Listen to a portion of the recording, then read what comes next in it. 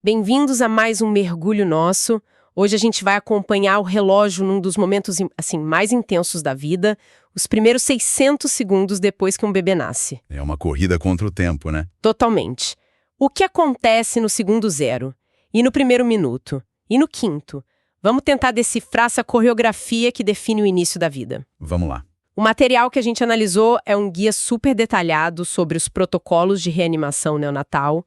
Então, a nossa missão aqui é entender esse passo a passo, desvendar uma ferramenta de avaliação famosíssima, a pontuação de Apgar. Que todo mundo já ouviu falar, né? Nasceu com Apgar 9. Exato. E também discutir uma condição respiratória que é muito comum nos recém-nascidos. Perfeito. E olha, lendo o material, uma coisa já me surpreendeu de cara.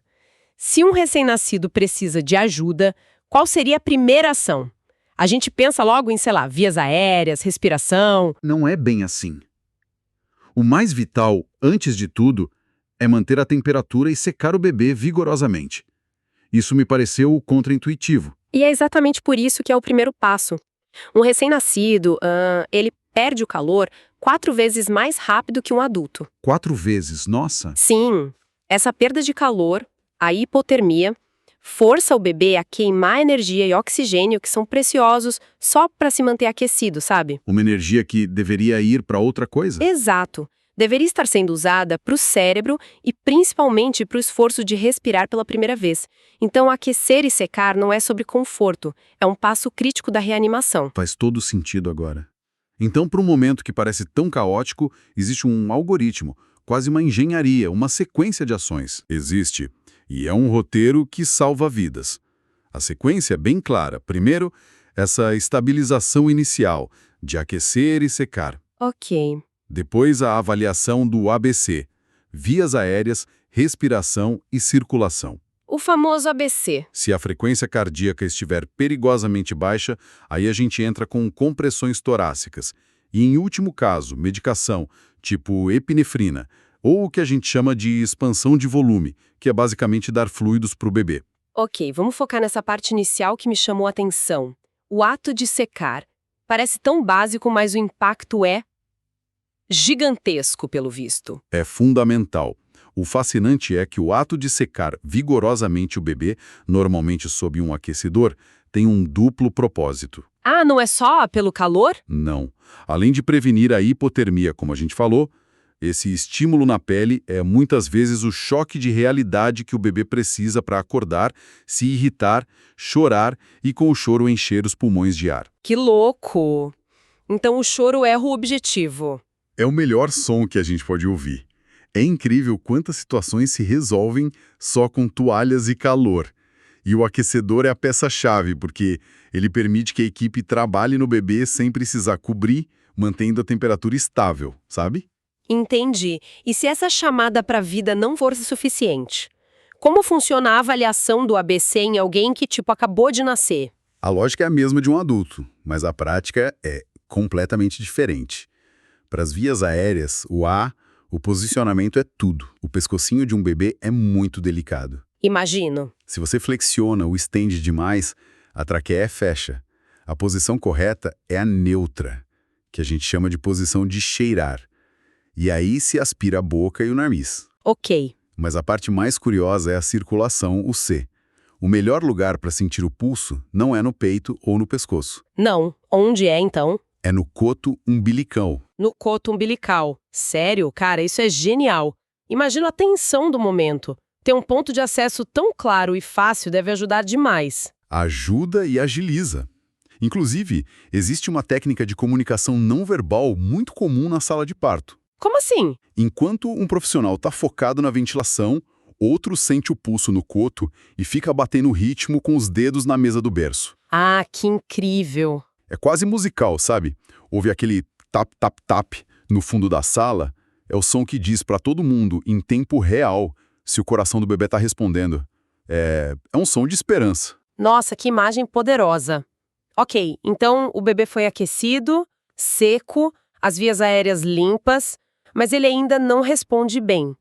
O que o tap-tap-tap na mesa indica que precisa ser feito. Se a contagem desse tap-tap-tap estiver abaixo de 100 batimentos por minuto, ou se o bebê simplesmente não estiver respirando, É o sinal para começar a ventilação com pressão positiva, a VPP. Que é basicamente ajudar ele a respirar. Exato.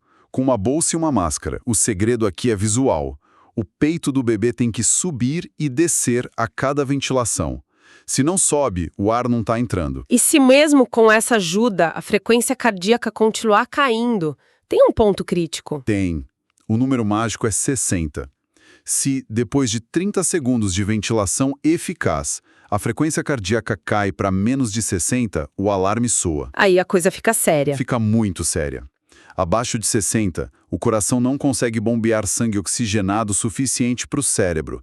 É um ponto que exige uma intervenção imediata. A gente começa as compressões torácicas, coordenadas com a ventilação, e aumenta o oxigênio. E o material menciona outras ferramentas, como o tal do CPAP. Como isso funciona? O CPAP é a outra forma de suporte. Pensa nele como um sopro gentil e contínuo. Um sopro. Em vez de empurrar o ar para dentro a cada respiração, como na VPP, o CPAP mantém um fluxo constante de ar que cria uma pequena pressão. Isso ajuda a manter os pulmões abertos, sabe? Evita que os alvéolos colem. Entendi, facilita o trabalho dele. E a intubação, quando ela entra em cena? A intubação acontece se a ventilação com a máscara não estiver funcionando ou quando as compressões torácicas são necessárias. É uma forma de garantir uma via aérea definitiva e segura. E se mesmo com tudo isso, o coraçãozinho não responde? Nossa! E a frequência continua abaixo de 60, aí entra a epinefrina para dar aquele estímulo químico direto no coração. Uau! O material também fala de uma mudança de prática sobre o mecônio, né? Aquelas primeiras fezes do bebê tinham um protocolo que parece estar mudando. Sim, e é uma mudança super importante. A prática antiga, quase um dogma, era entubar todos os bebês que nasciam com o líquido amniótico manchado de mecônio para aspirar a traqueia. Por quê? O medo era que o bebê aspirasse esse mecônio para os pulmões. Só que as diretrizes atuais mostram que isso não trazia tantos benefícios e, na verdade, recomendam intervir só se o bebê de fato mostrar dificuldade para respirar, não importa a cor do líquido. Entendi. É uma daquelas mudanças que quebram paradigmas. Exatamente. E levam tempo para serem adotadas por todo mundo. Certo. Depois de toda essa sequência de ações, a equipe precisa de uma forma rápida e universal de comunicar o estado do bebê. É aí que entra a famosa pontuação de Apgar. Exatamente. Uma ferramenta criada pela médica anestesiologista Virginia Apgar. Uma avaliação genial, na sua simplicidade, feita no 1º e no 5º minuto de vida. E as AINs no 10º, né? Isso. E o mais fascinante é que o sobrenome dela, Apgar, virou um mnemônico perfeito para os 5 critérios. Ah, é verdade. Vamos detalhar esse mnemônico? A-P-G-A-R. Vamos lá. Cada critério recebe uma nota de 0, 1 ou 2. O primeiro A é de aparência, a cor da pele. Ok. Se o bebê está todo azul ou pálido, nota 0. Se o corpo está rosado, mas as mãos e os pés estão azulados, o que é super comum e se chama acrocianose, nota 1. E se está todo rosado, ganha 2. Que é a nota máxima. E é a mais difícil de conseguir nesse quesito. O P é de pulso, a frequência cardíaca. Abaixo de 100 batimentos é 1, acima de 100 é 2. 0, claro, se estiver ausente. Certo. O G é de gesticulação, que na verdade é a resposta a um estímulo. Sem resposta, 0. Uma careta ou um choro fraco, 1. Um espirro, tosse ou choro forte, 2. Entendi. A irritabilidade dele. Isso. O segundo A é de atividade ou tônus muscular. Um bebê todo flácido, molinho, ganha 0. Alguma flexão ou movimento discreto, 1. Movimento ativo e forte, 2. E o último? E por fim, o R é de respiração. Ausente é 0. Respiração lenta ou irregular, um chorinho fraco é 1. E um choro forte e irregular, nota 2. É um sistema brilhante. Mas ele não corre o risco de ser um pouco subjetivo? Tipo, a diferença entre alguma flexão e movimento ativo? Essa é uma crítica excelente e super válida. Sim, tem um grau de subjetividade, com certeza. Só que o valor do Apgar não está na sua precisão absoluta, mas em criar uma linguagem comum.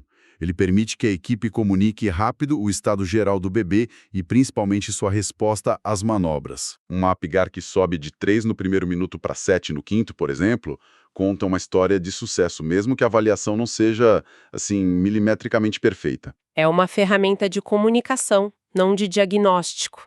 Faz todo sentido. E memorizar esses detalhes é fundamental para quem está na área da saúde, né? Sem dúvida. É um conhecimento que precisa estar na ponta da língua. E para quem está estudando para dominar esses conceitos, ter as ferramentas certas faz toda a diferença. Falando nisso, temos uma dica rápida. Se você é estudante e quer se preparar de verdade, entra agora em medcob.com.br, baixe o app e aproveita o maior banco de questões do Brasil, com provas anteriores de todas as instituições, questões comentadas, resumos práticos, aulas completas e flashcards prontos para revisar onde quiser. Uma ótima dica. Ok, voltando ao nosso bebê. Digamos que a transição foi boa, o Apgar está melhorando, mas ele continua respirando rápido, com dificuldade. O material aborda uma causa bem comum para isso. Sim, uma condição chamada taquipneia transitória do recém-nascido, ou TTRN. O nome já diz tudo, né? Taquipneia é respiração rápida e transitória é que passa. Certo. E o que causa isso? Basicamente, é uma demora na limpeza do fluido que preenche os pulmões do feto. Dentro do útero, os pulmões não estão cheios de ar, mas de líquido. Esse líquido precisa ser absorvido para o ar poder entrar. Na TTRN, esse processo é mais lento. E o material aponta um fato que eu achei surpreendente. Isso é mais comum em bebês que nascem de cesariana.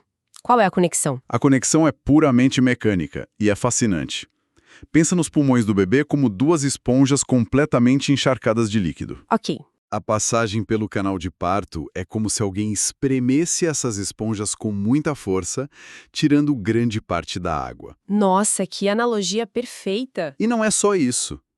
O estresse do parto vaginal libera hormônios que ajudam o bebê a absorver o resto do fluido. Na cesariana eletiva, esse aperto não acontece.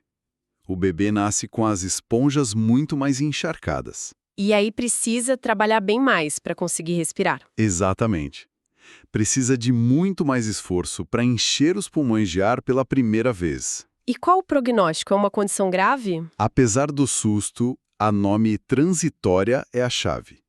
Geralmente, o corpo do bebê consegue absorver todo aquele líquido nas primeiras 24 horas. Ah, então se resolve rápido. Alguns precisam de um suporte na UTI neonatal, um pouco de oxigênio ou aquele sopro gentil do CPAP para ajudar, mas é muito raro que um bebê com TTRN precise ser entubado. É uma condição de adaptação ao novo mundo. Entendi. Então, o que tudo isso significa? Vamos resumir os pontos principais que a gente extraiu do material. Vamos lá. Primeiro, o essencial vem primeiro.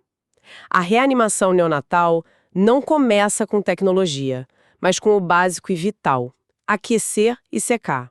Um ato simples com impacto fisiológico gigantesco. Perfeito. Segundo, avaliação inteligente. A pontuação de Apgar não guia a reanimação, mas ela cria um registro universal da vitalidade do bebê e da sua resposta, contando a história dos primeiros minutos. E terceiro, a mecânica do nascimento importa.